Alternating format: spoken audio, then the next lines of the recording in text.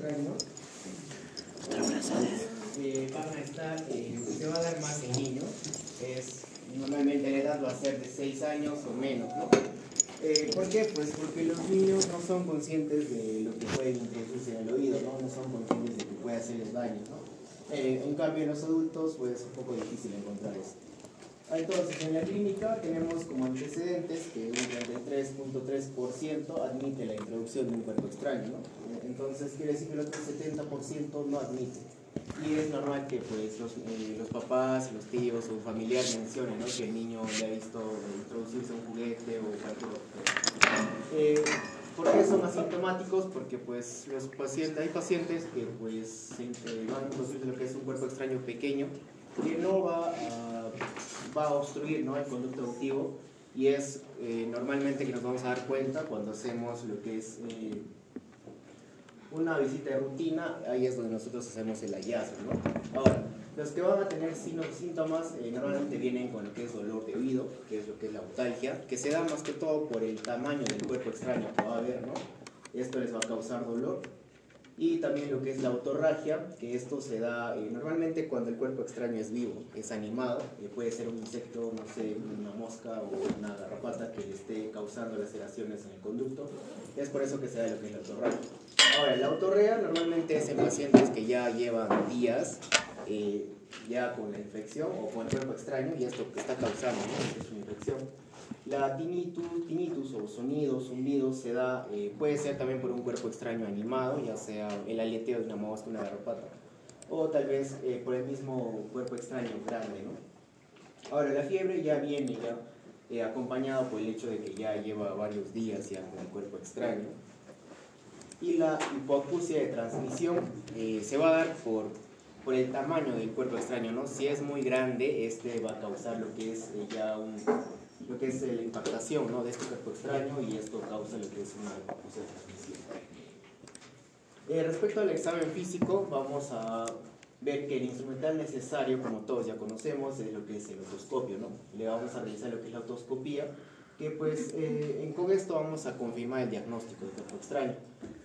Vamos a usar lo que es el otoscopio. Normalmente usamos lo que son los conitos, o mejor conocidos como ópticos, según el tamaño del conducto, ¿no? ¿Qué vamos a ver en este? Pues lo que nosotros debemos buscar es siempre ver lo que es la membrana timpánica, que tenga ese color translúcido o color blanco nacarado, y también apreciar lo que es el triángulo luminoso, que podemos ver en esta imagen, el triángulo luminoso y lo que es el mango del martillo. Si apreciamos todo esto, pues podemos decir que este conducto, o lo que es la membrana timpánica, está libre y no hay presencia de un cuerpo extraño, ¿no? Ahora, ¿qué formas de examinar vamos a tener? Normalmente, como ya lo dije, va a ser frecuente en niños, entonces vamos a ver 3 maneras de examinar. Podemos ver en la imagen C, niños de mediana edad, ya sean de 3, 4 años, que pues no van a colaborar con el examen. Entonces lo que se pide normalmente es que el padre de familia nos acompañe, ¿no? Podemos ver la madre sentada y que sujete al niño, ¿no? Mientras nosotros realizamos lo que es el examen. Ahora, en la imagen B podemos ver ya en casos de niños pequeños de 2, 3 años que no van a colaborar, ¿no? Entonces lo que se hace es, vamos a usar lo que es la camilla, tal vez una sábana para sujetar lo que son los miembros, para evitar algún movimiento mientras hacemos la inspección, ¿no? Ahora, en la imagen A ya vemos, ¿no?, niños mayores o niños que ya son colaboradores, ¿no? Vamos a dejar examinarlos sin ningún problema. ¿Cuál es el tratamiento? Pues vamos a tener tanto lo que es la irrigación con agua, o conocido como es el lavado de oído. Tenemos la remoción con pinza Harman o pinza cocodrilo. Luego tenemos la extracción bajo visión microscópica. Ahora, es muy importante saber qué método vamos a realizar, ¿no? Esto vamos a elegir según la forma y la naturaleza del cuerpo extraño. Entonces, lo que más se usa en sí, la técnica más usada es el lavado de oído. ¿Por qué? Pues porque este es más fácil, rápido, y normalmente la mayoría del personal de salud sabe realizar, ¿no?, un lavado de oído. Entonces, primero vamos a comenzar con la irrigación con agua o el lavado de oído, que ya, bueno, creo que todos ya hemos visto en la rotación otorrino al menos un lavado de oído. Lo que se necesita en sí es solamente una jeringa, ¿no?, de 20 cc, un catéter. que vamos a llenar la jeringa con agua o solución salina. Es muy importante que la temperatura sea corporal, que no sea muy caliente ni muy fría, porque pues, podemos causarle vértigo al paciente. Entonces lo que se busca es que el agua o solución salina esté en grados 36.5 o 37. Ahora, ¿cómo vamos a realizarla? Pues hay que aplicar sobre lo que es la pared posterior superior, como podemos ver en la imagen, lo que es del conducto externo, con un flujo continuo a baja presión. Esto quiere decir que tampoco vamos a ejercer mucha presión, ni tampoco muy baja presión, porque si no, tampoco vamos a lograr extraer el cuerpo extraño. ¿Por qué no se ejerce una mayor fuerza? Porque podemos también causarle vértigo al paciente, ¿no?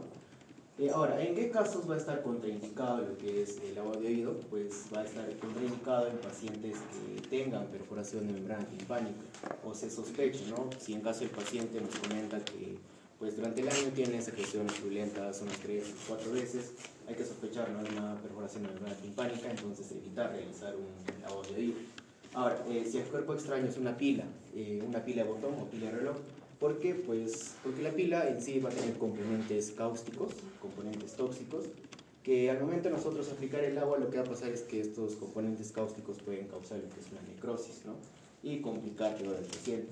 Ahora, los vegetales, ¿por qué no usar el lavado de oído? Pues porque tal vez un maíz, una semilla o una lenteja, al momento de echar el agua, lo que va a pasar es, tal vez no vamos a poder extraerlo, y con el agua aumenta su tamaño y peor va a obstruir, ¿no?, lo que es el conducto.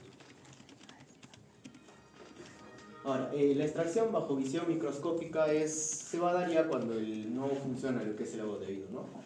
Se usa normalmente lo que es el microscopio. Ahora acá vamos a usar pinzas más finas, conocidas como las pinzas de Harman o pinza cocodrilo, que es la segunda imagen que podemos ver. Luego también una pinza en forma con asa de alambre, que nos va a ayudar a extraer, ¿no?, de mayor facilidad lo que es el cuerpo extraño. Y qué mejor con lo que es el microscopio.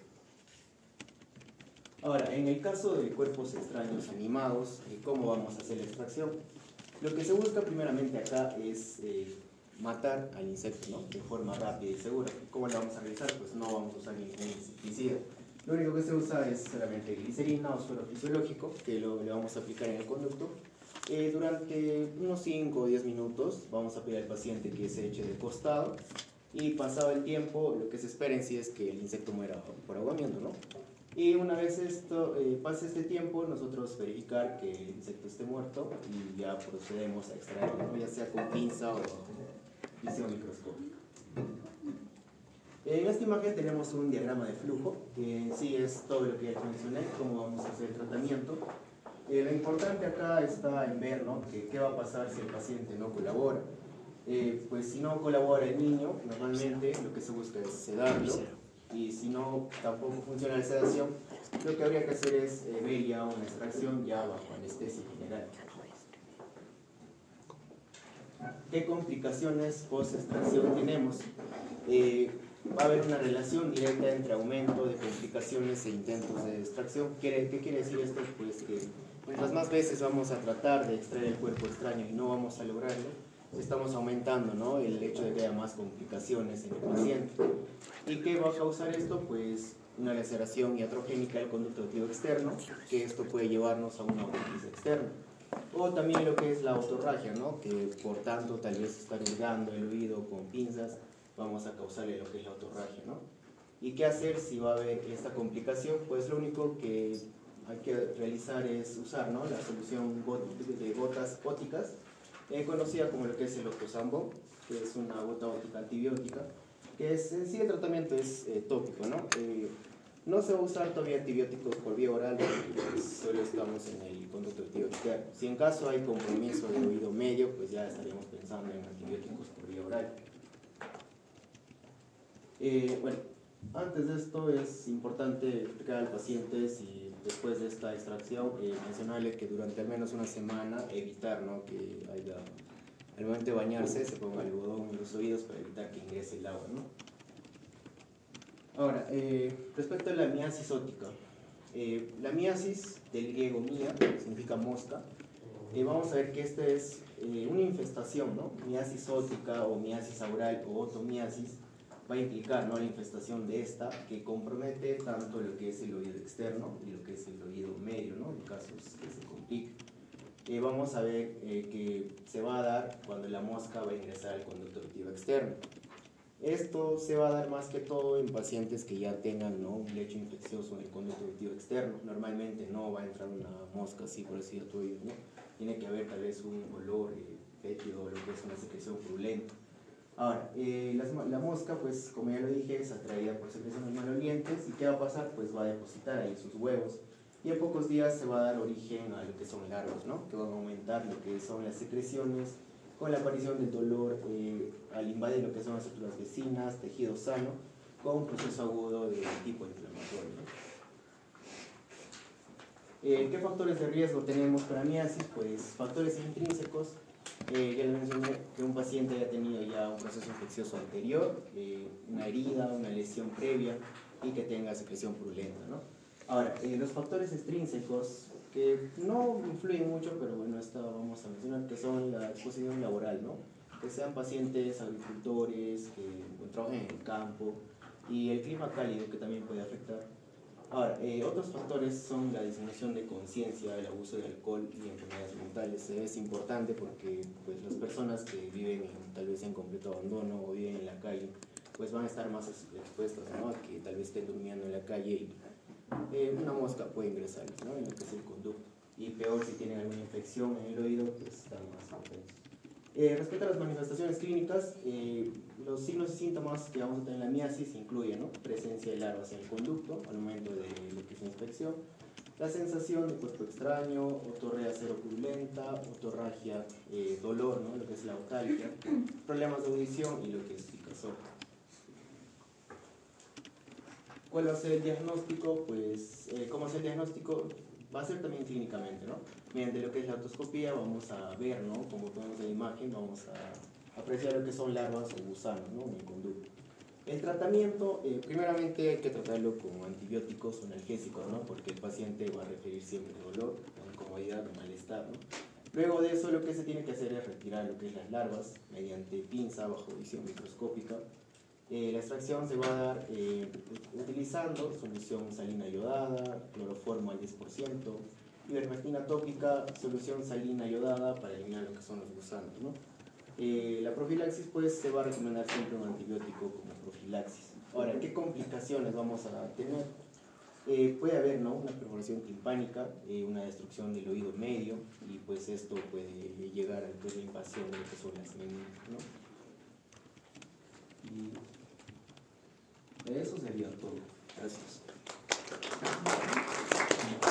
Muy bien, a ver, regresa a tus primeras diapositivas. Entonces, ¿qué es cuerpo extraño? Un cuerpo que no es ajeno al cuerpo, ¿no?, que el cuerpo no lo produce. Puede ser también un cuerpo impactado, tal vez, en la piel. No siempre un, ¿no?, tal vez un ariete, ¿no?, claro que tal vez introducir de ahí. Algo que no pertenece al cuerpo, no es tejido humano, ¿no es cierto? Muy bien, entonces ya muy bien ha hecho vuestro compañero el repaso anatómico del oído externo, ¿no es cierto? Entonces los cuerpos extraños que molestan, que deben sacarse, generalmente son pues, los que están en conducto auditivo externo. Los cuerpos extraños que nos ponemos a propósito, pues generalmente más bien son estéticos y no necesitan retirarlos, ¿no es cierto?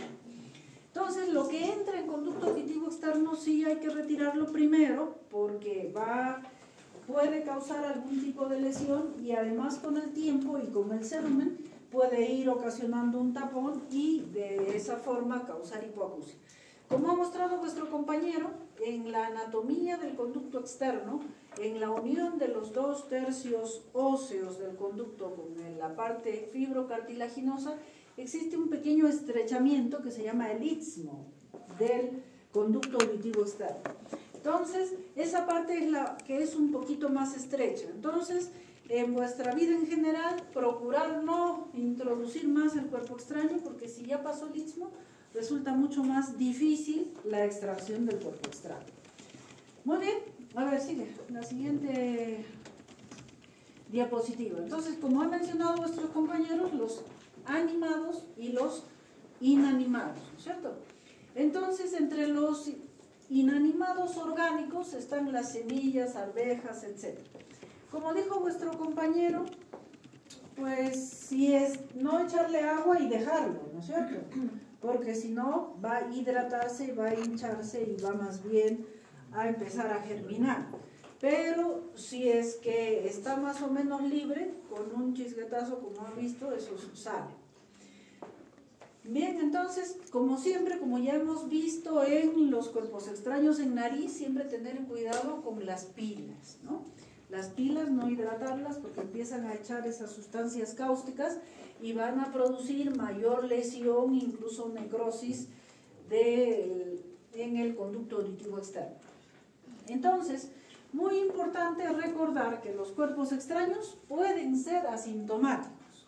Es muy común de que el pediatra nos manda, no sé, hay una cosa azul en el oído de este niño, o incluso en adultos, vemos nosotros el conducto y vemos algo azul, rojo, etc., ¿no? Y cuando lo extraemos es una punta de lápiz, una bolita de tecnopor, algo que el paciente, incluso adulto, ya ni recuerda cuándo le ha entrado, posiblemente de niño, porque mientras era consciente, seguro está de no habérselo metido.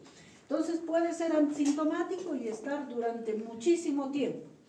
Y en algunos otros casos, pues avisan o me metí algo o alguien se lo vio, o incluso los propios padres, al notar que el niño está un poco inquieto, le miran y ven algo extraño y lo llevan a consulta. ¿En qué casos hay hipoacusia? Más que todo por el tamaño del cuerpo extraño, ¿no? Si el cuerpo extraño es grande, lo que va a pasar es que va a estar impactado y va a ser una oclusión, ¿no? Total. Ya, exacto. Entonces, la hipoacusia es cuando hay una oclusión total de la luz del conducto auditivo externo. Si es que hay 1 milímetro de luz donde pase aire por ahí, va a haber la audición. Muy bien, seguimos.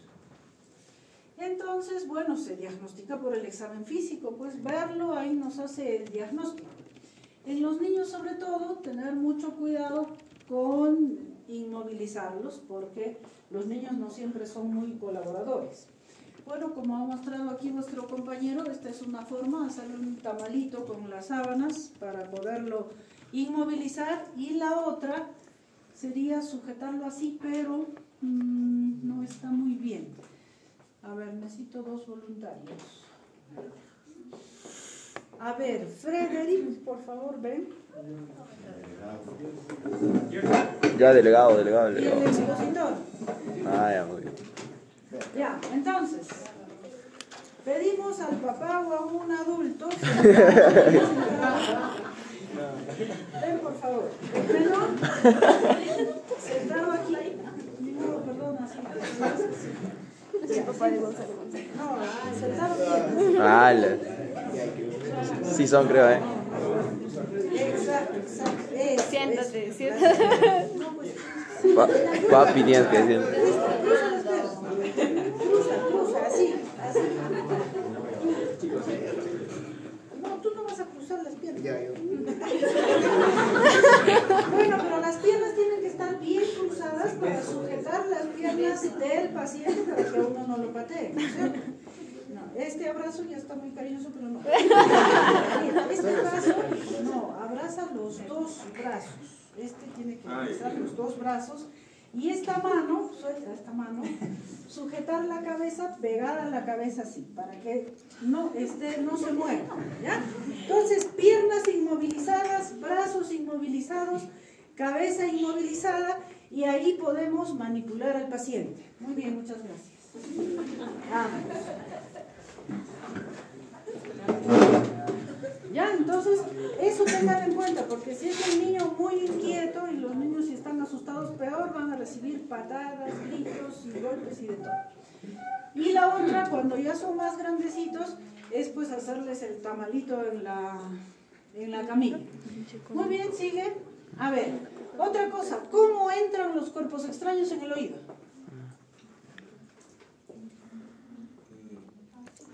Si es un niño jugando, puede introducirse. Ya, ¿qué más? En adultos podría ser al momento de limpiarse, tal vez con el hisopo. ¿Qué más? Los insectos al momento de tal vez al dormir, en la calle, tantas cosas. ¿Ya? Dime. Normalmente, doctora, sienten que el oído está tapado por el cerumen y meten cosas para tratar de sacarlo. Y en lugar de sacarlo, se te queda. Bueno, eso es con el cerumen, sobre todo, ¿no? Pero ¿cómo entra el cuerpo extraño? Lo más común es que las personas se meten cosas, ¿no? El niño se mete un juguete, el adulto se mete un hisopo, o también es muy común de que los padres están durmiendo y los niños jugando encima de ellos y el niño ve algo chiquito y lo mete en el conducto del oído.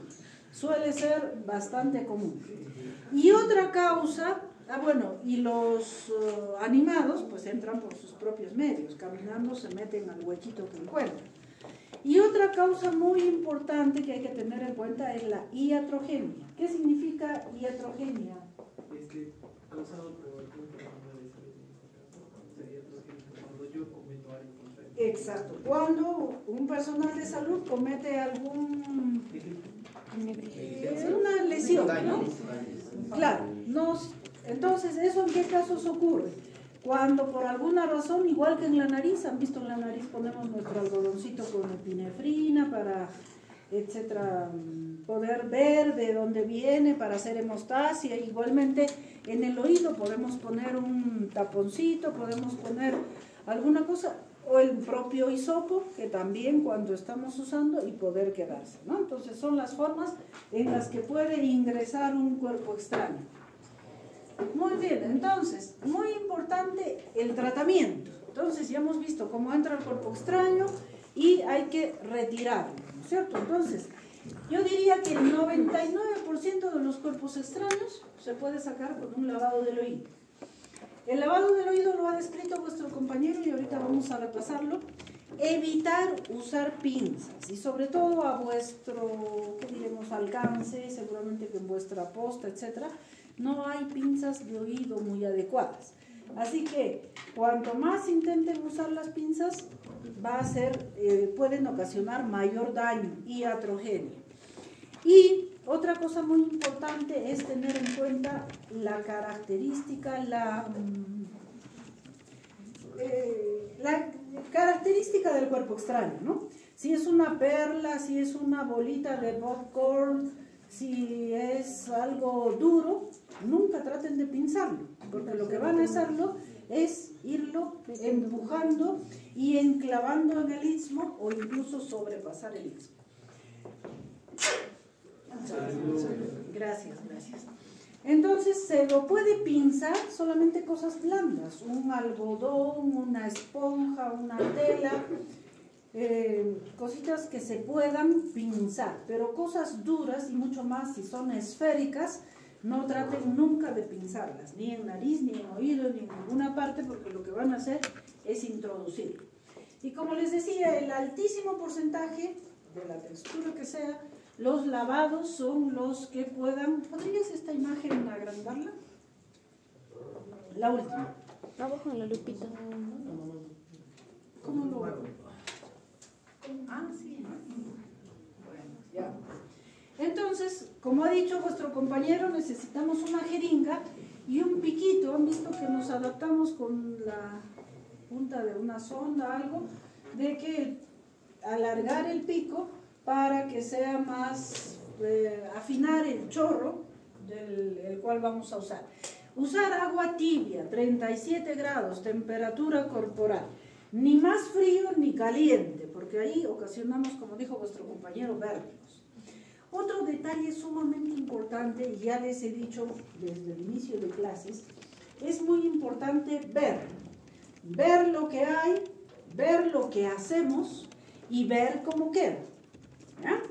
Entonces, viendo siempre con nuestro frontoluz, el chorro de agua, apuntamos, como dijo vuestro compañero, la parte postero superior, que generalmente es la que está libre por gravedad, porque por gravedad el cuerpo extraño se asienta en el piso y puede dejar un espacio en la parte superior.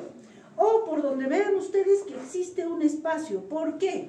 La idea es que el chorro sobrepase el cuerpo extraño y es el rebote el que va a sacar el cuerpo extraño.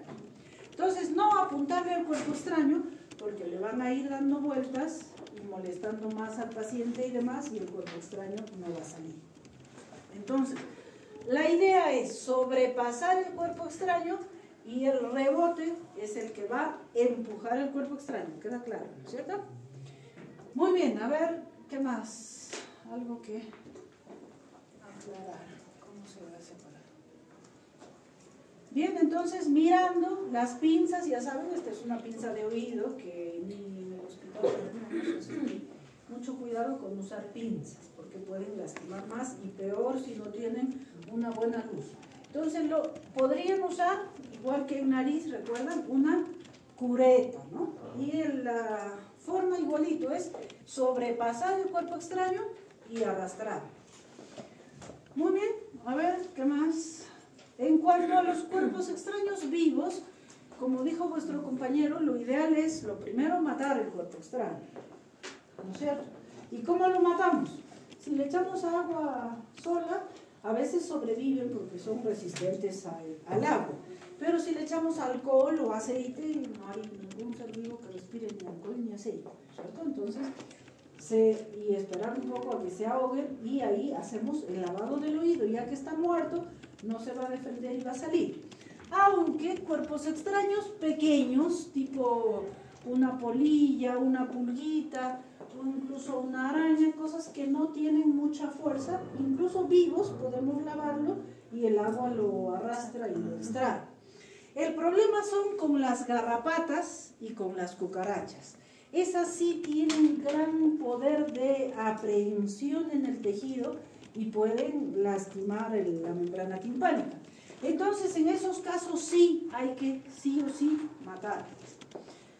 Bueno, haciendo un paréntesis, si tienen una buena pinza de oído con buena visión y buena puntería, a la garrapata la pueden pinzar de la panza y cuando la pinzan la panza sueltan las patas y ahí podrían aprovechar. Pero lo mejor, lo más fácil sería matarla. ¿Ya? Muy bien, a ver qué más. Ya mostró esto vuestro compañero. Siempre, como decíamos hace un ratito, mirar cómo quedó. ¿Ya? ¿Por qué? Es muy común también que sobre todo en tapón de oído, ¿no? Le ha hecho la enfermera, seguro, porque mi médico le hace el lavado de oído, ha visto que ha salido una tremenda cosa y lo dejó allí. Pero no ha visto cómo quedó. Entonces, queda todavía parte del cuerpo extraño o del tapón de cerumen, porque el tratamiento es el mismo, y entonces el paciente sigue con molestias y pues a salud a veces llegan de Maldonado, de Andahuaylas, tremendo viaje de tantas horas. ¿Por qué? Porque no le terminaron de lavar el taponcito. Entonces siempre mirar, y dentro de mirar cómo quedó, podemos darnos cuenta de que hemos causado a veces alguna complicación, lacerado un poquito, en todo caso pues echarle su agüita oxigenada, decirle no se preocupe, y ver el tímpano está íntegro, etcétera, curarlo, en fin, y prevenir o tratar las complicaciones. Muy bien. En cuanto a las miasis, como dijo vuestro compañero, son generalmente que las moscas ponen huevos en el oído. ¿Y cómo lo hacen? En este caso, igual que hemos visto ya en miasis de nariz, generalmente existe un lecho ya sobreinfectado que atrae más bien a las moscas, ¿no? Entonces, el mal olor que emana las secreciones, etcétera, atraen a las moscas y peor aún, como dijo vuestro compañero, si es un borracho que se ha quedado dormido en el parque y ese oído está oliendo a secreciones, pues es fácil de que las moscas depositen sus huevos. Entonces, rapidísimo, a las 24 horas empiezan a salir larvas chiquititas y si vemos muy así como esta, en ese momento podríamos hacer un lavadito del oído suave con suelito fisiológico o alguna sustancia antiséptica y eso va a arrastrar muchas larvas porque una mosca pone como más de 150 huevos, ¿no es cierto? Entonces en ese momento podemos sacar un 100 de larvas por lo menos y las que quedan las vamos a ver así. Vemos ahí dos ojitos que nos están mirando y que van caminando en el oído. Y el paciente, debe ser terrible sentir que a uno lo están comiendo por vivo, y hay un intenso dolor, intensa molestia, y por supuesto ya que existía incluso un lecho infectado, pues hay que darle antibióticos, analgésicos, y las larvas que quedan hay que irlas extrayendo manualmente con pinza, viéndolas. Y realmente son muy vivas, cuando captan que uno las está sacando, se esconden. Entonces hay que irlo a la hora, a las 2 horas, volver a sacar y volver a sacar, etc. Muy bien, y las complicaciones podrían ser, pues, primero que ya sin duda tiene el tímpano perforado. Y esta otitis media más la invasión de las larvas podría causar una meningitis, ¿no? Muy bien, creo que eso es todo por ahora. Siguiente expositor.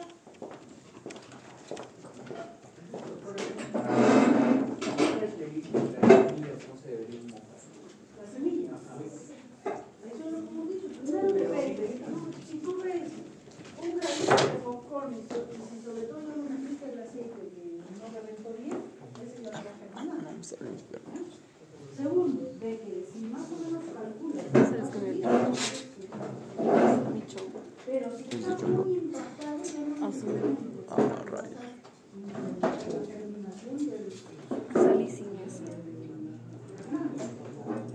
y eso sí, habría que sacarlo más bien con algo una cubeta para arrastrar. O vamos a esperar a que germine y le saquen de las orígenes.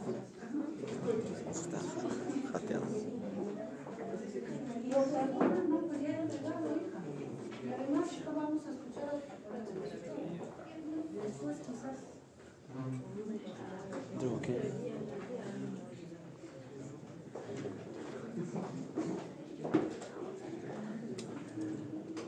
Bueno, mientras nuestra compañera se prepara, en eso de prestar atención, mira, ahorita está más preocupada por ver su examen y no en escuchar lo que va a hablar su compañera. No sé por qué ya estoy, ¿qué decir? Traumada, diría, ¿no? De que no me entiende. ¿Cuántas veces, si no es la 10ª vez que lo repito, es más? Me ponen eso, apellidos y nombres, y siguen poniendo al revés.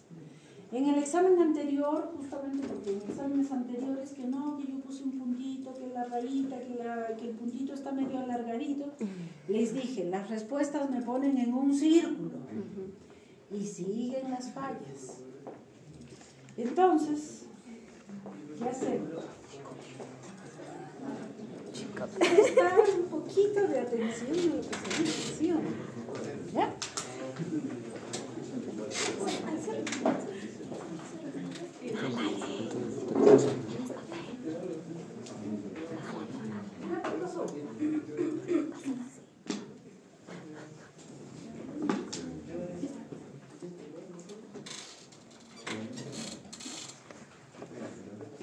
Bien, doctora, muy buenas tardes, compañeros todos. A continuación voy a hablar sobre otitis media serosa. Bueno, en cuanto a la anatomía, pues sabemos que el oído está dividido en 3 porciones: el oído externo, el oído medio y el oído interno. El oído externo, formado por el pabellón auricular y el conducto auditivo externo, y el tímpano, ¿no?, que va a dividir el oído externo del oído medio. En cuanto al oído medio, pues esta es una caja, también llamada caja timpánica, que está revestida de mucosa y que contiene aire, la cual se comunica con la nasofaringe por la trompa de Eustaquio, y contiene también los huesecillos de oído medio, el martillo, yunque y estribo. El oído interno, formado por el vestíbulo, los conductos semicirculares y la cóclea o caracol. En cuanto al oído medio, pues, hablando un poco más, está dentro de su contenido la cadena de huesecillos, los ligamentos y músculos que van a permitir tensar el tímpano, por ejemplo, el epitelio simple plano y la tuba de Eustaquio, que va a conectarla justamente con la nasofaringe, ¿no? Tiene 6 paredes, que está formada por la pared tegmentaria en el techo, la pared laberíntica o medial, la pared membranosa o timpánica, la pared yugular en el piso o base, y la pared mastoidea a nivel posterior, y la pared carotidia anterior, que se corta en esta imagen para poder visualizar esto en forma cúbica. En cuanto a la membrana timpánica, pues esta es una estructura que tiene una posición inclinada de aproximadamente 45 grados en el adulto, es de un color nacarado, semitransparente, una forma esférica elíptica, y bueno, está conformado por una pars tensa, una pars flácida, los pliegues timpánicos, así como el cono luminoso, un triángulo luminoso, podemos ver también el mango del martillo y el anillo timpánico rodete anular de Garnach. Y bueno, es importante hablar en este tema sobre la trompa de Eustaquio. Este es un conducto, como ya les dije, que conecta el oído medio, la pared anterior del oído medio con la pared lateral de la rinofaringe, y va a permitir el paso de aire para que las presiones a nivel exterior y a nivel del oído medio sean iguales, ¿no? Positivas. Y está formada por una porción ósea, que es formada por la parte petrosa del hueso temporal, y una parte cartilaginosa que se ubica a nivel de la faringe. Y pues su oclusión y su abertura va a estar dada por los músculos tensor del velo del paladar y el elevador del paladar. Los términos a diferenciar, en primer lugar, es derrame del oído medio, que es cualquier tipo de líquido en el oído medio, la otitis media o serosa o otitis media con derrame, que se denomina por la presencia de líquido en ausencia de signos agudos de infección aguda. En cambio, la otitis media aguda, pues esta va a haber una rápida aparición de signos y síntomas de una inflamación aguda de oído medio. Siguiente. Y esta es purulenta, ¿no? A comparación de la secreción serosa o seromucosa, que es de la otitis media, ¿no? Esta también es llamada otitis con efusión, otitis con derrame o otitis no supurativa. Entonces, aclarando una vez más su definición, es la presencia de líquido en oído medio, que es de característica mucosa o seromucosa, no purulenta, en ausencia de signos y síntomas de infección aguda, con integridad del tímpano. Su epidemiología es una patología muy frecuente, sobre todo en niños menores de 5 años. La bibliografía refiere que aproximadamente el 90% de estos niños van a presentar 4 episodios al año, y se va haciendo más frecuente pasado el año de edad. Y bueno, es la causa más frecuente de hipoacusia en niños. En cuanto a la fisiopatología, es importante tener en cuenta que el principal desencadenante es una disfunción tubárica. Entonces, va a haber una alteración en las presiones a nivel de oído medio por una alteración en la trompa de Eustaquio, y va a haber una presión negativa a este nivel, ¿no? Entonces, esto puede darse por una permeabilidad anormal o una obstrucción en este nivel, que puede ser tanto funcional, por un colapso persistente, o mecánica. Funcional, cuando hay un aumento de la distensibilidad de la tuba de Eustaquio, o un mecanismo de apertura normal, cuando no hay un sostén cartilaginoso, o una obstrucción mecánica, por ya sea intrínseca o extrínseca, ya sea intrínseca por una anomalía anatómica o factores intraluminales, o extrínseca por tumores o hipertrofia adenoidea, que es muy frecuente en niños. La etiopatogenia, pues principalmente se va a dar un proceso infeccioso o alérgico que va a producir una congestión rinofaringea y consecuentemente de la trompa de Eustaquio, con una obstrucción del istmo tubárico, va a haber una presión negativa de oído medio, aumento del CO2 y nitrógeno y disminución del oxígeno, va a haber hiperemia y edema de mucosa con un trasudado seromucoso, y finalmente pues una otitis media serosa.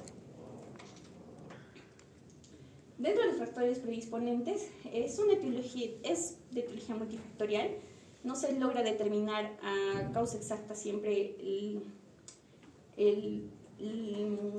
la etiología de esta patología.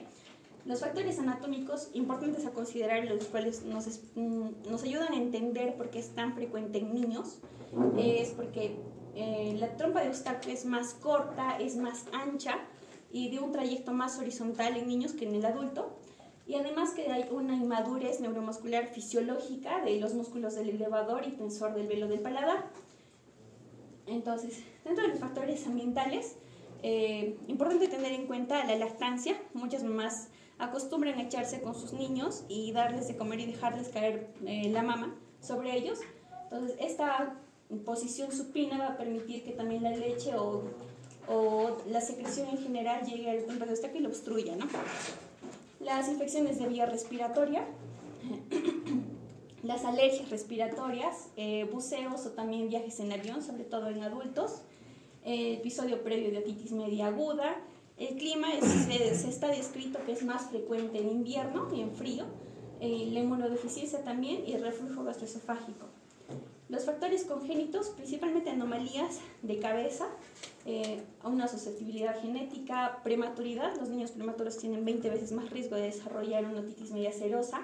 La raza caucásica, los asiáticos, las malformaciones congénitas, síndrome de Down, de Upper, de Treacher-Collins y de Crowson. El diagnóstico es básicamente clínico. Nos basamos en los signos y síntomas y con una otoscopía. Los signos y síntomas son inespecíficos, fluctuantes, entonces básicamente como son niños no nos van a referir, ¿no?, que les duele algo, les molesta algo, pero los padres pueden notar que el niño empieza a aumentar el volumen de la televisión o empieza a ser más distraído, como que no les escucha al llamado, o pueden presentar en algunos casos alteraciones de equilibrio, ya se está comprometiendo el desarrollo del lenguaje o del habla, hay un mal rendimiento escolar, hay conducta inquieta, o pueden sentir que se tocan el oído por la otalgia que se da a este nivel. Y bueno, en adultos o en niños más grandes que ya pueden referirnos a una sensación de tapón o presión en el oído, ¿no? Siguiente. En la otoscopía los hallazgos son variables.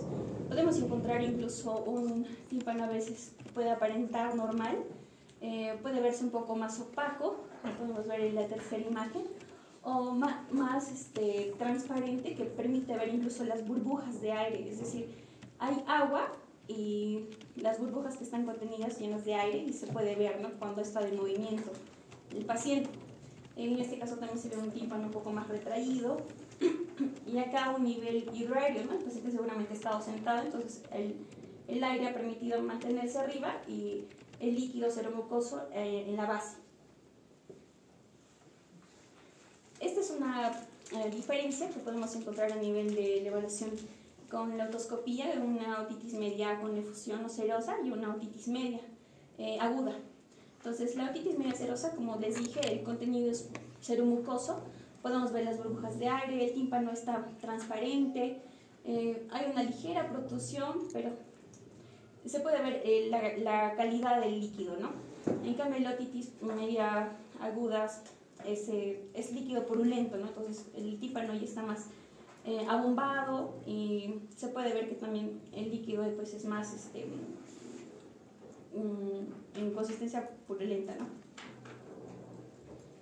En las exploraciones auxiliares, pues la otoscopía neumática es básicamente el otoscopio que tiene como una perita, la cual permite inflar, o mejor dicho, como soplar, a través del cual va a producir movimiento del tímpano.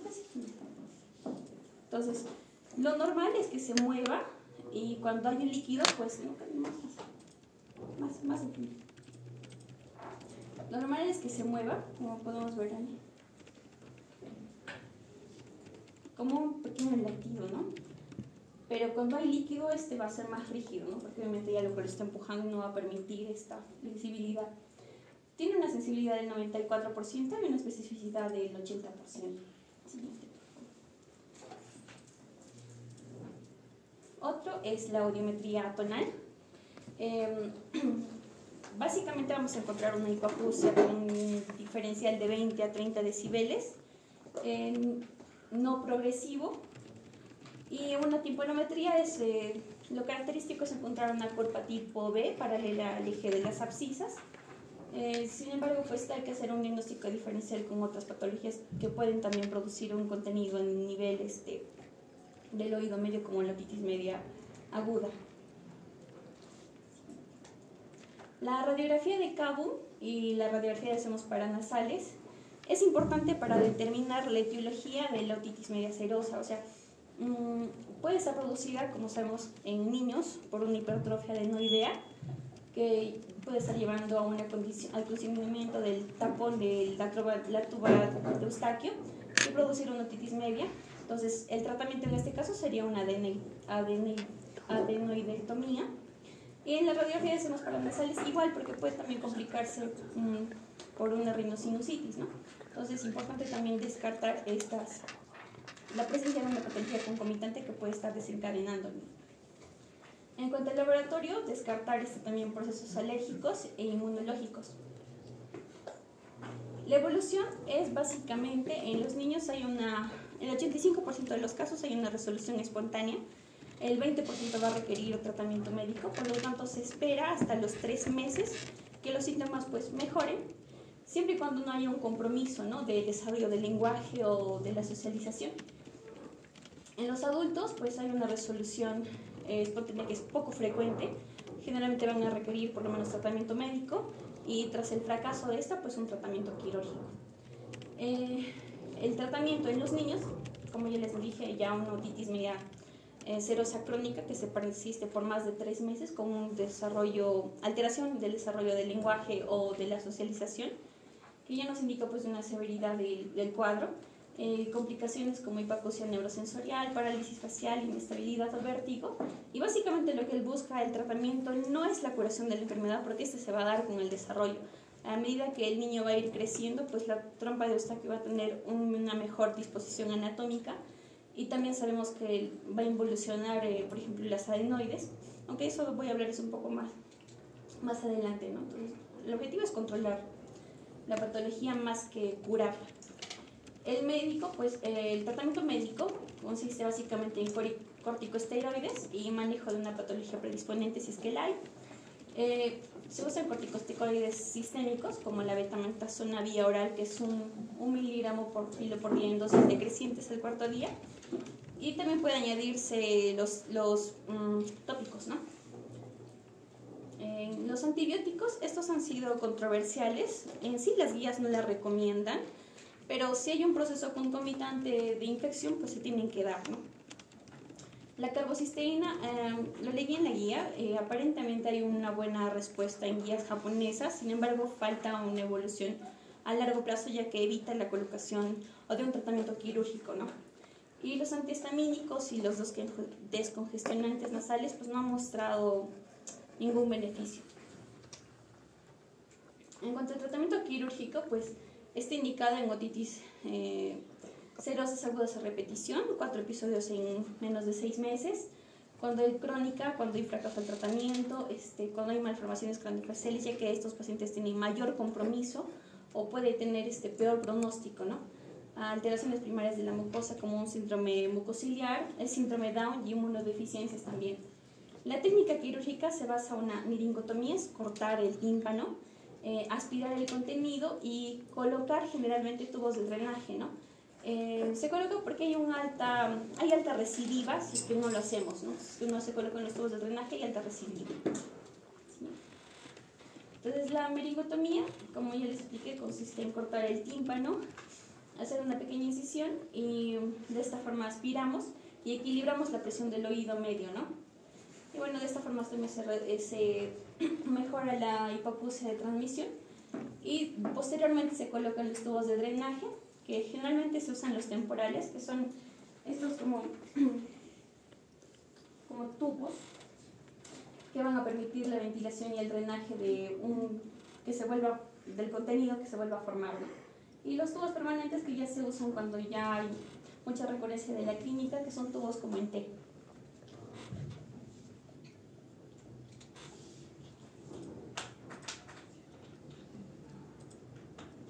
Bueno, este es un video del procedimiento que les acabo de explicar.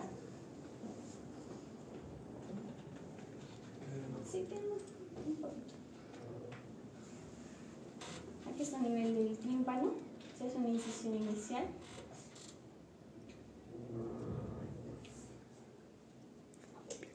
Como el aire entra, se van formando burbujas hacia atrás, ¿no?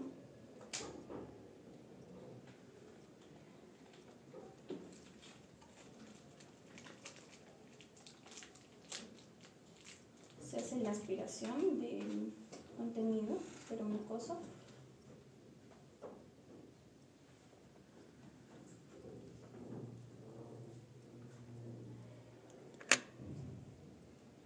Y la colocación del tubo de ventilación.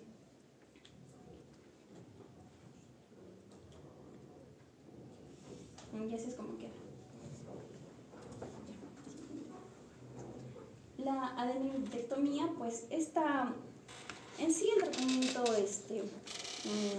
la conducta es expectante y no hay un tratamiento que esté estandarizado, ¿no?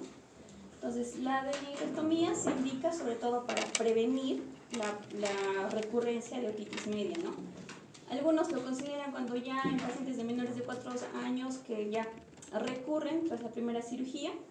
En general, pues va a mejorar la ventilación de la trompa de Eustaquio y va a disminuir las recurrencias y también reduce la duración de los cuadros. En el caso de los adultos, importante determinar una patología predisponente. Si hay una sinusitis crónica aguda, debemos de dar antibióticos. Si está dado por una obstrucción, por ejemplo, una poliposis, una sinusitis clínica refractaria al tratamiento, una dismorfia septal, el tratamiento quirúrgico de la obstrucción. Si hay una otitis media por cáncer faríngeo, en este caso hay una recomendación que es miringotomía a repetición y se evita el uso de tubos de ventilación porque hay un peor pronóstico ya que hay mayor pérdida auditiva, mayores otorreas. Y luego de dar el tratamiento para la patología predisponente, pues también el tratamiento médico de la otitis media serosa, que son los corticoides sistémicos y nasales. Y ante el fracaso de ese tratamiento, pues el tratamiento quirúrgico que consiste en la miringotomía y la colocación del tubo de ventilación. Mi bibliografía, eso sería todo. Gracias.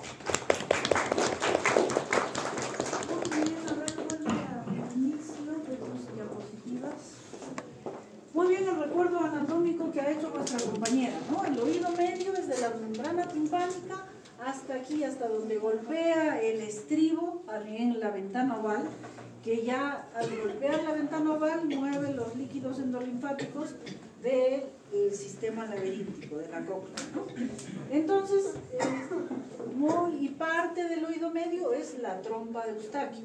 Y muy parecido a lo que es el conducto auditivo externo, también una parte de la trompa es un conducto óseo y la parte distal es básicamente músculo membranoso, ¿ya? Entonces la parte músculo membranosa, que cuando hemos hecho nasofaringoscopías han visto la entrada de la trompa de Eustaquio, que sería este orificio. ¿Y cómo se abre? Con el movimiento del velo del paladar. Cuando uno traga o bosteza, se mueven los músculos periestafilinos y la trompa se abre para dar paso. ¿Cuál es la función de la trompa de Eustaquio? Mantener una presión positiva o igual al exterior en oído medio. ¿Igual o positiva? Positiva. Igual. Igual. Por fin. ¿O es más o es igual? Ah, ya. Igual. Igual. Ya. Entonces la función es que entre aire. ¿Y qué más? Y comunicar con la nasofaringe el oído medio, ¿no? Bueno, ya lo compré. Bueno, también está la secreción, ¿no? Las secreciones que se van a formar también va a drenar al nasofaringe. De todas formas, aquí está cubierto de mucosa y las mucosas producen secreción. Entonces, por la trompa van drenando hacia la nasofaringe y por la trompa entra el aire. Entonces, esta caja están los huesitos del oído medio, bueno, vamos a ver en la siguiente figura, y el contenido, qué decir, principal, macro, igual que esta habitación, están ustedes, pero ¿qué más hay? Aire, ¿cierto? Entonces igual, el oído medio es una caja aérea y ese aire debe tener la característica que acaba de mencionar nuestra compañera. El aire que está en el oído medio, la presión atmosférica tiene que ser igual a la presión atmosférica ambiental. ¿Ustedes saben qué presión atmosférica tenemos en Cusco? ¿Y qué presión atmosférica hay en Lima? ¿Cuál es mayor? La de Lima. La de Lima, ¿cierto? Entonces, son más o menos 760 milímetros de mercurio a nivel del mar. Entonces, debe haber 760 milímetros de mercurio de presión de aire dentro del oído y en el ambiente, fuera del oído. Si es que las presiones son diferentes, entonces ahí hay diferentes problemas y las diferentes patologías, ¿no es cierto? Entonces, si hay mayor presión negativa aquí, ¿qué pasa? ¿Qué pasa cuando hay presión negativa? ¿Cómo es? Eso, chupar, succionar, eso crea presión negativa. Entonces, si hubiera presión negativa dentro del oído medio, succiona la membrana timpánica y entonces la membrana va a estar hundida hacia adentro. Y si por el contrario hubiera mayor presión atmosférica, entonces empuja la membrana timpánica, ¿no es cierto? Entonces lo ideal es que esté igual las presiones. Incluso durante el sueño, porque esta parte distal de la trompa de Eustaquio generalmente está colapsada y se abre cuando tragamos. Incluso cuando estamos dormidos, se dice que sube la presión atmosférica, el nivel de CO2 a nivel del oído medio, entonces eso nos obliga a tragar y en ese momento se abre la trompa de Eustaquio y ahí se igualan las presiones nuevamente. ¿Ya? Entonces es súper importante de que haya igualdad de presiones de aire dentro de la caja timpánica con el aire externo. A ver, ¿qué más? Entonces la trompa de Eustaquio tiene esa función muy importante, de que entre aire y nivele presiones atmosféricas y salga líquido si es que lo hay, ¿no es cierto? Muy bien, a ver, ¿qué más? En la anatomía, creo que ya está. Y bueno, para hacer un paréntesis, después de la ventana oval ya estaría el oído interno, ¿no es cierto? Que tiene dos partes, la parte coclear, responsable de la audición, y la parte laberíntica, responsable del equilibrio. De aquí sale el nervio coclear, de aquí sale el nervio vestibular, por eso es que el octavo par se llama vestíbulo coclear o cócleo vestibular, que es el octavo par. Muy bien, ahora sí la siguiente figura. Este dibujito también es muy importante que lo recuerden. Aquí es como que le han sacado la membrana timpánica y ven el resto de la caja, ¿no? Entonces, está como ha descrito vuestra compañera, en el piso debajo está la yugular y un poco más atrás la aorta. Entonces, ahí, por ejemplo, hay una patología, el glomus carotidio, que puede entrar hacia el oído. No, esto está al revés. La precarotidia está cortada. Está cortada, en las otras es que sacan el tímpano. Muy bien, otra cosa muy importante, que dentro de la caja timpánica están los huesecillos, que por cierto no están muy flotantes, tienen sus ligamentos y músculos, el músculo del estribo, el músculo del martillo y sus respectivos ligamentos, que esos se contraen en determinados momentos para hacer resistencia. Por ejemplo, cuando el sonido es muy fuerte, golpea fuertemente la membrana timpánica, y para que esa fuerza no vaya hasta el oído interno, se contraen el músculo del estribo y del martillo, ¿no? Ese es un mecanismo de defensa. Otro aspecto importante, que existe un nervio que prácticamente está flotando allí en la caja del oído medio, que es la cuerda del tímpano. Ese nervio, cuerda del tímpano, es una rama del nervio facial y es responsable del busto, del tercio posterior de la lengua. Entonces, a veces, cuando hay otitis o cuando operamos y lesionamos o cortamos la cuerda del tímpano, hay alteraciones en el busto. A ver, ¿qué más? Entonces, recordar que, miren, nosotros vemos hasta aquí, hasta el techo, la membrana timpánica cuando lo estamos haciendo la otoscopía. Y detrás hay una parte, ¿qué decir?, más amplia, donde generalmente está la cabeza del martillo, y esa zona se llama el ático. Y también ahí está la entrada a las celdas mastoideas, que, como hemos hecho alguna vez la comparación con los senos hermoidales, ¿no? Muy bien, a ver qué más sigue. Bueno, ya he descrito la anatomía y en las prácticas lo hemos descrito también de la membrana timpánica. El anillo que se ve blanco, que se llama el annulus o anillo, es la inserción de la membrana timpánica. En la membrana timpánica está insertada en gran parte el mango del martillo. Por eso es que cuando se mueve la membrana, mueve el mango del martillo y después el martillo golpea el yunque y el estribo. Donde termina la inserción de la membrana timpánica se le llama el ombligo, que cuando usamos el otoscopio refleja la luz. Por eso se llama el triángulo luminoso. Y esta membrana timpánica también ya lo hemos visto cuando hemos hecho prácticas, tiene 3 capas, ¿no? Una capa ectodérmica, mesodérmica, endodérmica, que después resulta mucosa, fibrosa y epitelial. Entonces, cuando la membrana timpánica se rompe, lógico las 3 capas, entonces cuando se reepiteliza, la capa fibrosa es difícil de reepitalizarse y solo se recupera la membrana mucosa y epidérmica. Por eso es que la cicatriz de la membrana timpánica es una membranita mucho más delgada, que ya lo hemos visto muchos en la práctica, ¿no es cierto?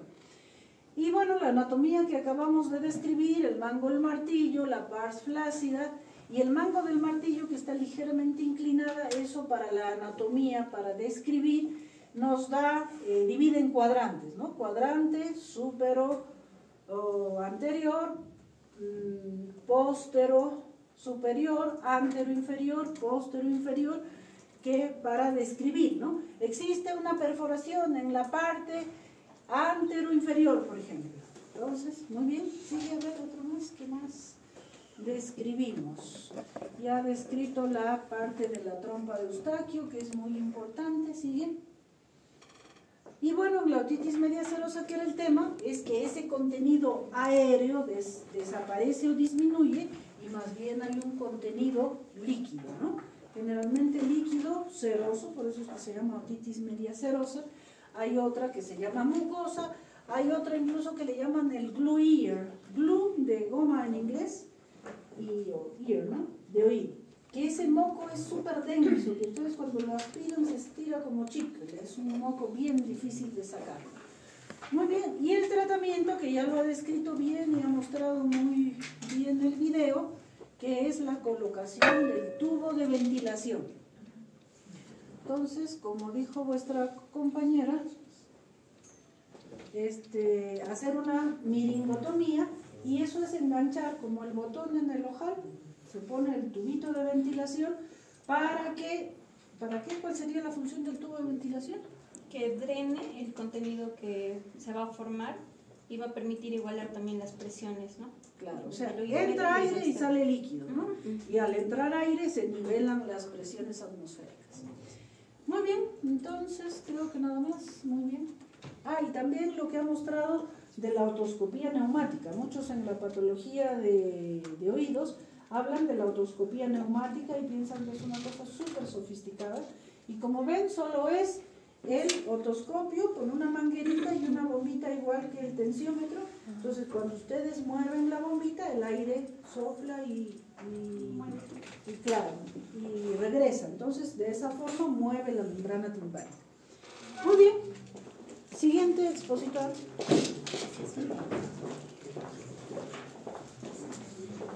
No creo que necesite. Va a entregar los exámenes. Por eso trajo 2. Miedo. Escucha el audio de Alberto.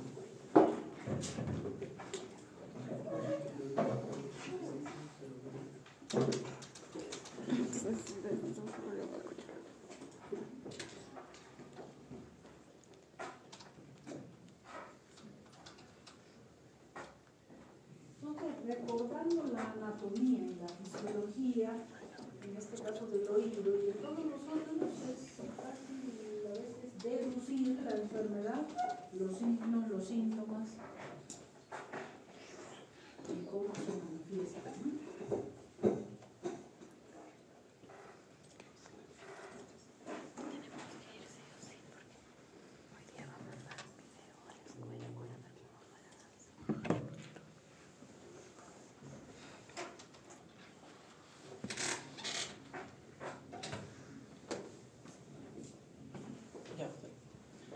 Buenas tardes, doctora, compañeros, buenas tardes. Yo les voy a hablar acerca de un tema que es el colesteatoma, que se mencionó anteriormente como una complicación de la otitis media crónica, por ejemplo.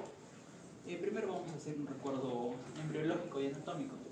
Ya vemos, en esta imagen vemos principalmente de dónde deriva el ectodermo, del mesodermo y del endodermo. El ectodermo va a derivar prácticamente del conducto auditivo externo. del mesodermo la cadena de huesecillos y del ectodermo todo lo es importante mencionar aquí el origen del tímpano. Como mencionó la autora anteriormente, tiene 3 capas y esas 3 capas se van a formar justamente aquí.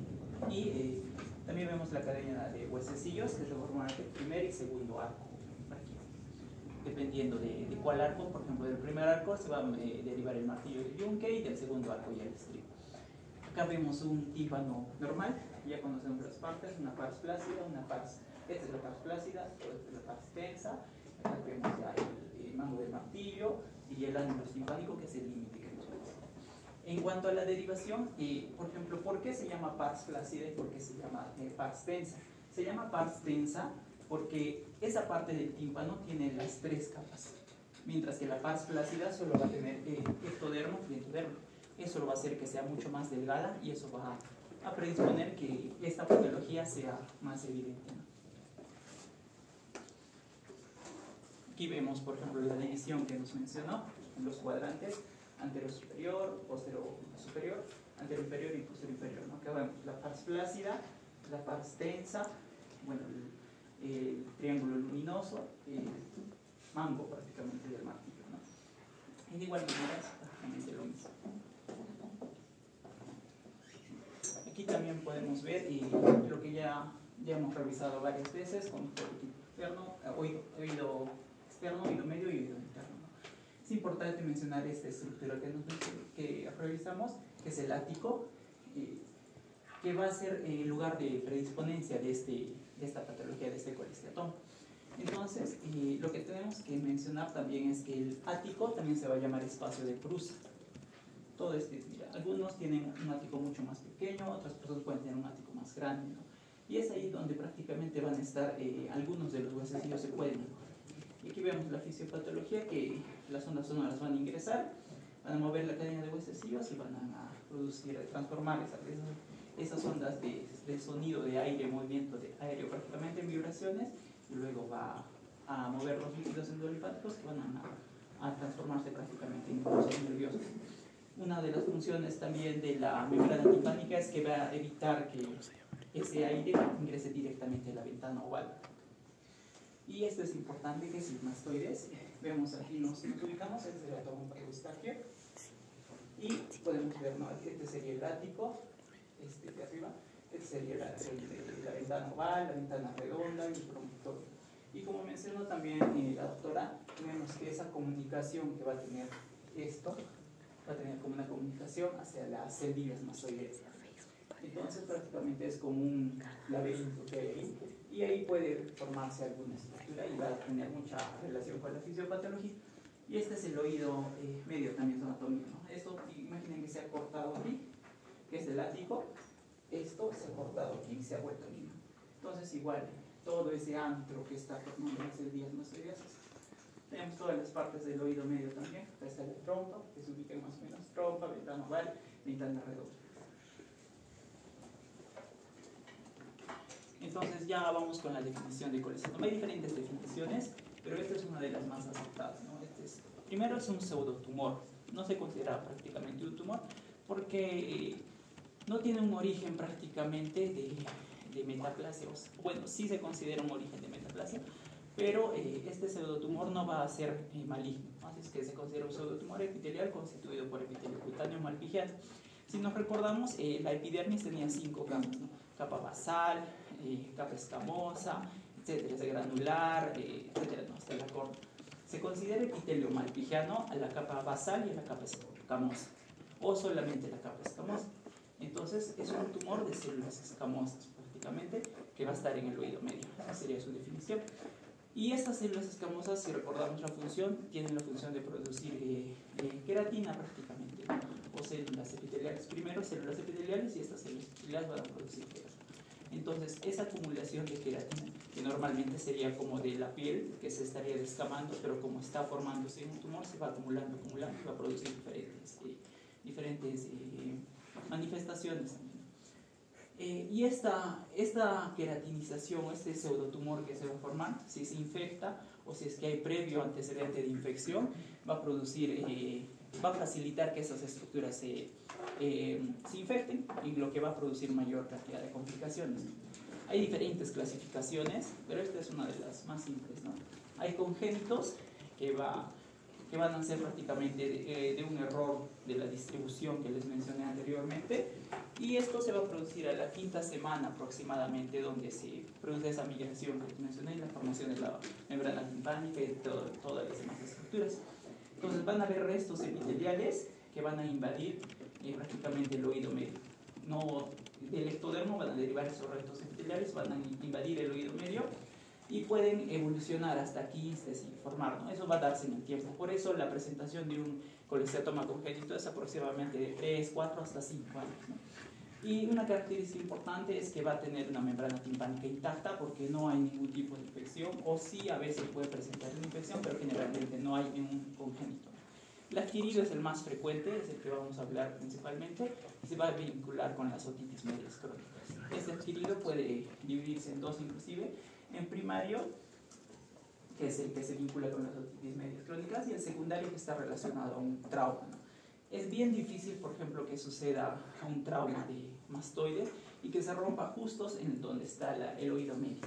Entonces, ese trauma va a hacer que muerda prácticamente, esa fractura del mastoide puede hacer que muerda tejido epitelial, y eso va a suceder a que haya un colesteatoma. Y el otro es el iatrogénico, que es un implante accidental del epitelio y que va a proliferar, sobre todo cuando se hacen cirugías. Puede ser que haya una pequeña siembra de tejido, digamos, epitelial en oído medio, y va a formar un colesteatoma. Bueno, aquí vemos el colesteatoma congénito. Como les mencioné, la edad más o menos donde ocurre es lo de 4 a 5 años, y hay diferentes factores de riesgo que van a estar relacionados. Otitis media aguda recurrente es uno de los factores de riesgo, si es un niño normal, o si es que tiene malformaciones congénitas. Obviamente, si tiene malformaciones congénitas, va a estar más predispuesto a que haya malformaciones de la trompa de Eustaquio, malformaciones del oído medio, etcétera, etcétera, ¿no? O simplemente estas malformaciones van a contribuir a que se produzca la fisiopatología necesaria para que el colesteatoma se forme, ¿no? Tenemos paladar hendido, anomalías craniofaciales, síndrome de Turner, síndrome de Down, y antecedentes de colesteatoma o de otitis media crónica, ¿no? ¿Cómo hacemos primero el diagnóstico? Va a haber dos tipos de pacientes: los asintomáticos, que son los que más frecuencia se van a presentar en la congénita, y los sintomáticos. Los asintomáticos que van a tener, nosotros vamos a hacer una otoscopía de casualidad, por ejemplo, a un niño, vamos a ver una membrana timpánica íntegra, y en la zona epitimpánica, esta es la zona de arriba, la zona epitimpánica, vamos a ver esta colección, que es le dicen una perla nacarada. Eso así se informa en las otoscopías, ¿no? Una masa de perla nacarada con una membrana timpánica intacta. Igual aquí vemos una masa de perla nacarada con una membrana intacta. Pero aquí hay un proceso infeccioso por todo el eritema que vemos en el cónico auditivo y encima, inclusive, en el tímpano, ¿no? Y esta es prácticamente la progresión de cómo se estaría realizando acá. Acá está el diagnóstico, acá se está viendo ya con una cirugía. Miren, es prácticamente una perla, inclusive puede invadir y crecer y destruir diferentes estructuras, ¿no? Los sintomáticos se caracterizan porque van a tener otorrea crónica mayor a 2 semanas, hipoacusia de conducción. Y esta hipoacusia va a ser dependiendo del tamaño del colesteatoma y de si está afectando a los huesecillos, ¿no? El diagnóstico se hace o clínico, y podemos pedir también imágenes, ¿no? Y las imágenes vamos a verlas más adelante en el adquirido, pero prácticamente el tratamiento es la exéresis del colesteatoma. Bien, y aquí vemos al colesteatoma adquirido. En la fisiopatología hay diferentes teorías que nos van a mencionar cómo se forma un colesteatoma. Una de ellas es dos de ellas, no hay diferentes que les mencioné, puede ser por iatrogenia, por esa fractura, por diferentes procedimientos, pero hay dos importantes, y esta es la más importante, ¿no? Primero es la metaplasia epitelial, que es la hiperaireación de la mucosa del oído medio a través de una perforación. ¿Qué sucede aquí? Imaginen que aquí hay una perforación y prácticamente está entrando el aire sin algún tipo de barrera. Entonces, esta entrada de aire va a hacer que se forme, o la perforación haga que el epitelio invade el oído medio, ¿no? Entonces, esa invasión del oído medio, del epitelio, va a hacer que se forme un colesteatoma. Otra teoría es la de la invasión, o la de teoría de la bolsa de retracción timpánica, es que este epitelio va a colonizar el oído medio de qué forma, de que, por ejemplo, hay diferentes antecedentes o patologías, por ejemplo la otitis media, que va a hacer que el oído medio y la trompa de Eustaquio tengan una presión negativa. Y como recordarán, si tiene una presión negativa va a empezar a absorber, ¿verdad? Entonces, si empieza a absorber, se va a formar esta bolsita, y esta bolsa se llama bolsa de retracción timpánica. Se produce porque hay una disfunción crónica de la trompa de Eustaquio, porque hay presión negativa y porque hay colapso focal de la membrana timpánica. ¿Y en dónde va a colapsar la membrana timpánica? En la parte donde es más débil. ¿Y dónde era más débil? En la parte flácida, porque solo estaba formado por dos tipos de tejido embrionario. Entonces, por ahí siempre va a colapsar y va a formarse como una bolsita. ¿Y cuál era la función de esas células escamosas? Formar queratina. Y va a estar formando queratina y puede estar avanzando y avanzando y avanzando, ¿no? Ya, aquí vemos más imágenes. Esta es la bolsa de retracción timpánica. De la misma manera, presión negativa va a empezar a formar. Y poco a poco puede estar avanzando. Y es importante también mencionar cuál es la histología, ¿no? No se hace generalmente la histología, pero si es que hacemos un diagnóstico diferencial de otras enfermedades, podríamos tomar una biopsia y hacer su estudio anatomopatológico, ¿no? Entonces, en el estudio anatomopatológico vamos a diferenciar tres partes. Aquí primeramente el núcleo del colesteatoma, que va a estar formado por lo que produce, ¿no? Por toda la queratina que está formada, y la matriz del colesteatoma, que son las células escamosas que están formando diferentes partes. Entonces, en un corte histológico vamos a ver el núcleo del colesteatoma, que está formado por queratina prácticamente, la matriz, que está formada por células escamosas, y la perimatriz, que es tejido de granulación en específico. Este tejido de granulación en específico es muy importante, porque también va a dar una característica principal del colesteatoma. ¿Por qué está formado este tejido de granulación en específico? Por diferentes anticuerpos, inmunoglobulinas, y además va a tener, puede estar infectado o no, pero va a tener enzimas inclusive. Entonces, por ejemplo, tiene enzimas como la colagenasa, que es infectado, obviamente el pH por las bacterias va a estar más ácido, en 4.5 o 5 inclusive, y va a haber hiperpresión. ¿A qué me refiero con hiperpresión? Imaginen que todo es, aquí está la perimatriz, va a estar empujando. Entonces, si está empujando, ¿esto qué es? Esto es la mastoide, es hueso. Está empujando. Aparte tiene enzimas y aparte tiene pH ácido, va a empezar a morder, a destruir, a remodelar todo el hueso. Entonces, una de las características también del colesteatoma, que va a empezar a remodelar hueso, a destruir hueso y va a invadir estructuras. Por ejemplo, si nosotros ya vemos esta imagen, podemos ver los síntomas que va a tener, ¿no? Si esto se infecta, va a tener diferentes síntomas. Si está afectando la cadena de huesecillos, va a tener otros síntomas. Si llega hasta, por ejemplo, el laberinto, va a tener síntomas y va a tener complicaciones. Si destruye todo esto que se llama, este se llama el tegmen tympani, que viene después del tegmen tympani, o el techo del ático, viene la meninge, que viene después de la meninge, viene prácticamente el cerebro, ¿no? Entonces, si eso se perfora, que es muy delgadito, que puede suceder, que sucede, puede producir un absceso, que sería una complicación. ¿Qué pasa si invade el séptimo nervio? Parálisis. ¿Qué pasa si destruye la cadena de huesecillos? Hipoacusia, ¿no? Entonces, aquí en esta imagen prácticamente podemos ver toda la sintomatología y todas las complicaciones que estarían asociadas a la presencia de un colesteatoma. Entonces, en la clínica y el diagnóstico vamos a ver lo siguiente. La clínica es prácticamente, solo se produce si es que hay una infección, ¿no? Pero lo que vemos generalmente es una otorrea, y esta otorrea tiene características importantes, que puede ser verde, amarillenta, oscura, o cremosa, es más cremosa de lo normal, más oscura de lo normal, y sobre todo fétida, ¿no? Eso es importante. El olor va a determinarnos muchas veces. A veces puede ser hemorrágico. Puede haber hipoacusia, porque bueno, la hipoacusia no nos va a decir que sea más grave o no. Por ejemplo, ¿por qué? Porque, por ejemplo, este paciente puede tener este tamaño de colesteatoma y puede presentar o no puede tener mucha hipoacusia, ¿no? Puede estar en 40 decibeles aproximadamente. ¿Por qué? Porque todo este tejido que se está formando como pseudotumor va a suplir la vibración, ¿no? Entonces, todo eso es una masa. Entonces, si choca, igual va a vibrar. Entonces va a producir todo el proceso de fisiología del oído.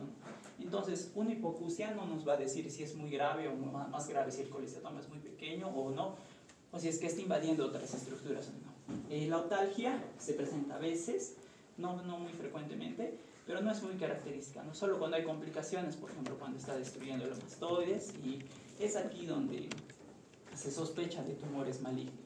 Entonces, si nosotros le damos tratamiento de esotalgia, esta secreción, estaremos pensando en una otitis media, ¿no? Crónica en este caso, y si no hay respuesta, ahí se pide la biopsia, y en la biopsia podemos ofrecer las características, ¿no? Pero lo más importante que tenemos que hacer es una exploración otoscópica, donde vamos a tener dos situaciones, ¿no? Con perforación marginal o con perforación central. La marginal en la parte flácida es la más característica. Y esta es la imagen característica de un colesteatoma, donde vamos a ver que en la zona epitimpánica va a haber con un tímpano íntegro, o bueno, con una perforación en la zona epitimpánica, va a haber una costra o lesión descamativa, ¿no? Amarillenta puede ser, o a veces puede ser un poco más oscuro. Y esta es con perforación central, que es mucho más infrecuente, ¿no? Que vemos también que hay zonas así de descamación. Y acá hay más imágenes. Aquí vemos otra vez, ¿no? Zona epitimpánica, hay una zona de descamación o una costra que podemos ver en un tímpano. Acá está intacto, por ejemplo, el tímpano, acá está perforado el tímpano, y aquí esta es una presentación mucho más infrecuente, que donde el colesteatoma prácticamente está en conducto auditivo externo. No se produce, pero podemos ver ciertas nociones de la perla nacarada que les mencioné cuando había en congénito. No es lo mismo lo que se forma, pero ya también hay conducto auditivo externo.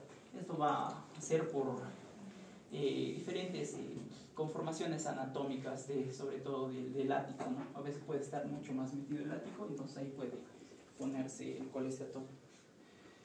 ¿Qué pruebas vamos a realizar? Podemos realizar una audiometría, pero ya les dije que no es concluyente. Obviamente va a estar disminuida. Se dice que hay una hipoacusia de transmisión, sobre todo porque la cadena osicular va a estar invadida por este colesteatoma, ¿no? Se puede hacer una radiografía con proyección de Schuller, que no es muy común, pero ¿qué deberíamos ver normalmente en la mastoides? Que haya neumatización, ¿no? Pero si no hay neumatización y hay un hueso compacto, quiere decir que hay algo que está ocupando ese espacio de neumatización. Pero lo que tenemos que hacer principalmente es una tomografía, y la tomografía que se hace es de oído, así se llama, se pide sin contraste. Se puede hacer resonancia, pero solo en casos de que estemos sospechando de algún proceso maligno, ¿no? O no estemos seguros. Entonces, esta es, digamos que una tomografía normal, donde vemos la estructura, ¿no? Conducto auditivo externo. Bueno, obviamente está aportado por la curvatura que tiene. Aquí vemos el ático, que es importante. Esta espinita se llama scutum. Y aquí vemos ya el caracol, es importante, esto es normal, ¿no? Miren cómo la cadena de huesos está en el medio, debe ser el martillo, el yunque debe ser, y está el ático aquí, o espacio de Prusa que les mencioné, y está el scutum, y están íntegros, ¿no? Entonces, en un colesteatoma, nosotros vamos a ver que esa región donde mayormente se produce el colesteatoma va a estar ocupada. Entonces, aquí vemos una otra tomografía, pero otro tiene colesteatoma. Miren, el scutum prácticamente está desaparecido por la osteólisis que ha producido el colesteatoma, ¿no? Y vemos que todo el ático está ocupado por el colesteatoma, inclusive está produciendo una fístula. Aquí vemos otra imagen del otro oído, igual que el scutum no está tan agudo como debería estar, y vemos que el colesteatoma está invadiendo el ático, y miren, la cadena de huesecillos inclusive ya está afectada, ¿no? ¿Qué más? Aquí vemos un colesteatoma en la trompa de Eustáquio, es más difícil de diferenciar, pero está ahí, se ve una masa, todo debería ser de un mismo color, hipodenso, pero está en otra densidad. Igual aquí vemos que ya está afectando la cadena de huesecillos, y aquí que hay una invasión mastoidea, ¿no? Todo esto debería ser así aireado, pero miren, ya invadió toda la cadena de huesecillos, inclusive está ya perforando. Bueno, el tratamiento es eminentemente quirúrgico.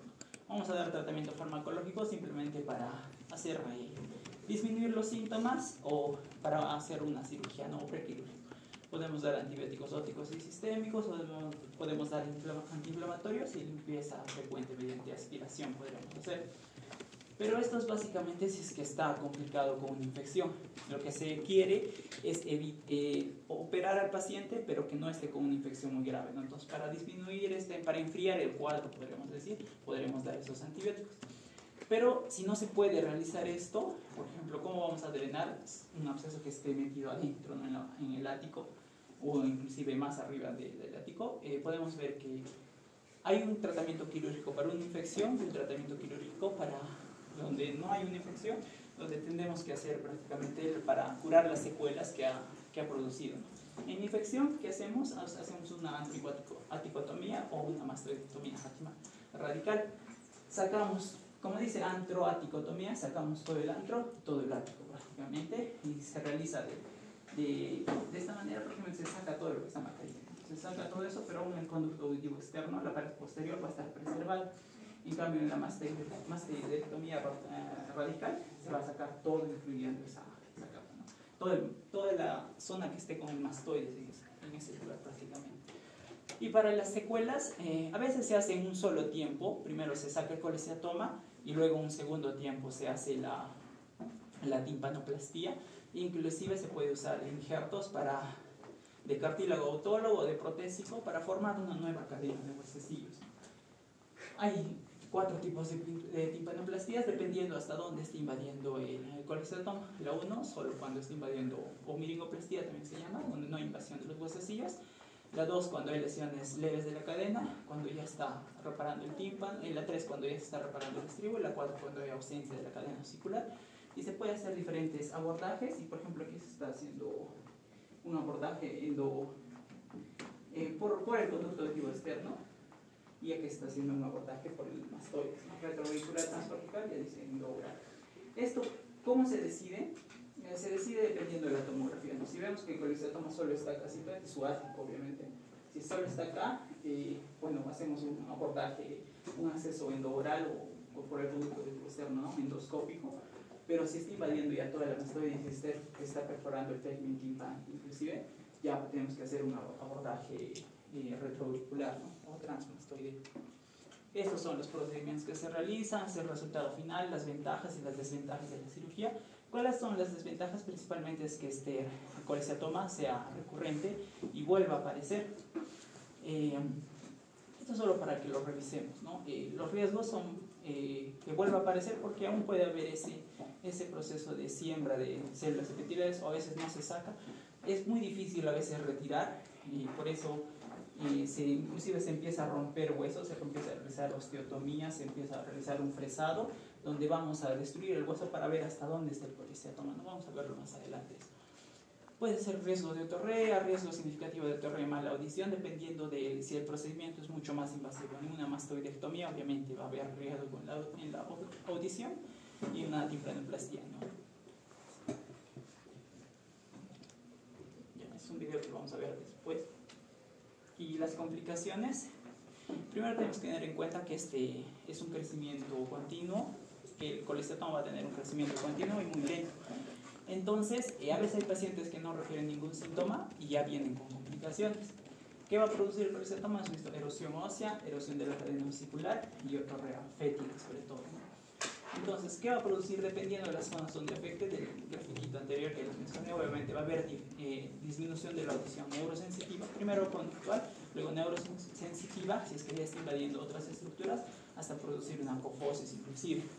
Si afecta el caracol, puede producir mareo. Si afecta el nervio facial, puede producir parálisis en el nervio facial, puede producir mastoiditis aguda, puede producir abscesos periósticos, trombosis de senos sigmoides, puede producir meningitis, inclusive abscesos cerebrales. Estos obviamente es que ha traspasado el tegmen timpánico. Y las imágenes, aquí podemos ver, por ejemplo, cómo la mastoide está, o el espacio de mastoide debería estar lleno de aire, pero miren, está ocupado por una estructura, ¿no? Vemos en las imágenes. Y aquí, este es un absceso, ¿no? Que se ha producido por ruptura del tegmen. Aquí también vemos diferentes imágenes, donde vemos que mastoiditis prácticamente. Mastoide, y todo. ¿Qué más? Aquí hay trombosis del seno, que podemos ver. Y el video, que no funciona.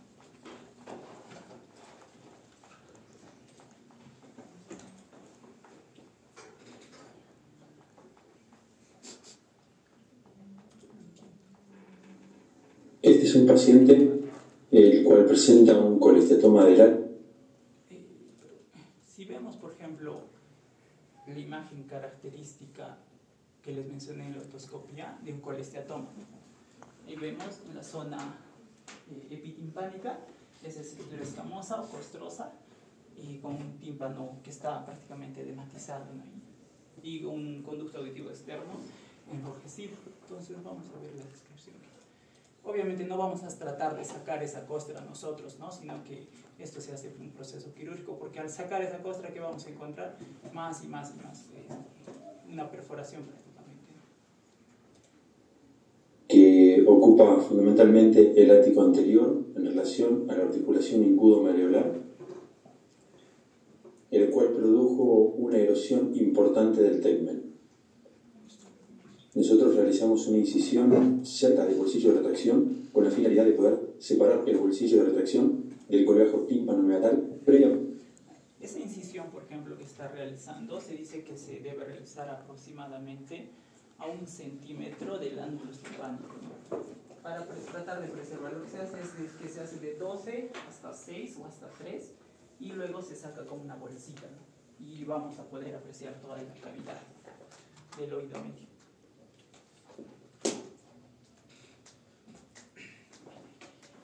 Importante del tegmen. Nosotros realizamos una incisión cerca del bolsillo de retracción con la finalidad de poder separar el bolsillo de retracción del coleajo tímpano-meatal previamente a realizar la incisión, como estamos viendo ahora, más lateral a esa incisión que es bien cerca del marco. Ahí se ve todo el oído. Una vez realizada la incisión, entonces decoramos el conducto y rebatimos el coleajo tímpano-meatal anterior y procedemos a realizar una descompresión del colestatoma para poder realizar una limpieza completa. Viendo que se encontraba articulado el yunque antiguo, procedemos a la resección del yunque y a la resección también de la cabeza del martillo, ya que de todos modos están infiltrados y ocupados por colestatoma, y entonces íbamos a tener que remover. Con una palita que nos ayuda mucho a remover colestatoma en distintos sectores y unas copas, entonces procedemos a la remoción importante de la matriz colestetomatosa.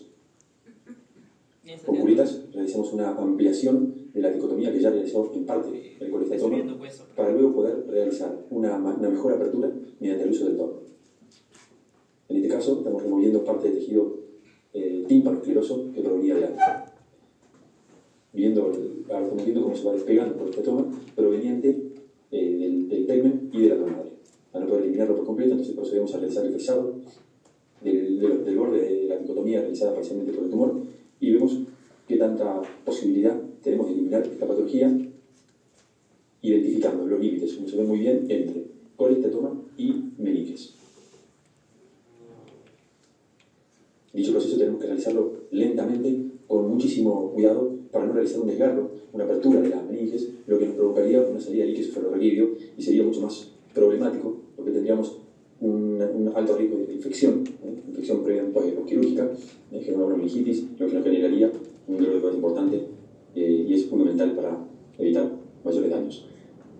El procedimiento es un procedimiento en el cual se realiza con muchísima paciencia, utilizando copitas hacia la izquierda, copitas hacia la derecha, aspiraciones un poco más gruesas y unas puntas curvas muy delicadas que nos permiten despegar las adherencias que se generan entre la cápsula colestetomatosa con las meninges. Como podemos ver, nosotros vamos descorriendo la cápsula del colestatoma de posterior a anterior y de anterior a posterior para dejar esa piel en el centro. Con la aspiración vamos delicadamente aspirándola y removiéndola. Si se queda Y una de esas cositas, va a haber recurrencia, obviamente. Y terminamos de Tiene que eliminar ser parte de muy ese proceso. paciente y sacar Cuando nosotros quitamos parte del tegmen, estamos tranquilos, como en este caso, porque estamos bien diciendo que estamos seguros de que estamos eliminando la capa del colestatoma y lo que ya queda así entonces serían las meninges hacia la caja timpánica. Una vez que se elimina todo el proceso, como parece haberse eliminado en este caso, llenamos la caja timpánica de pequeños trozos con butano, el cual va a ayudarnos a posicionar una porción de partido. Muy bien, Alan, ha sido bastante explícito. Guarden, por favor, computadoras, celulares, notas, todo. Y recordar el colestatoma, porque ha mencionado